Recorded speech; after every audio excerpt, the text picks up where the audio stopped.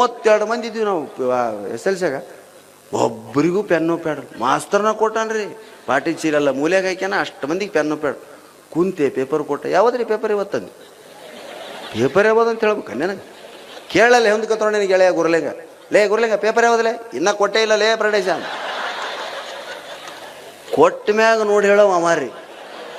ಕೊಟ್ರಿ ಪೇಪರು. ಯಪ್ಪ, ಅಂಕ ಗಣಿತ ಅರ್ಥಮೆಟಿಕ್ ನಾನು ವೈರಿ. ಅದು ಇಂಗ್ಲೀಷು ಗಣಿತ ಇವೆರಡು ನಾನು ವೈರಿ.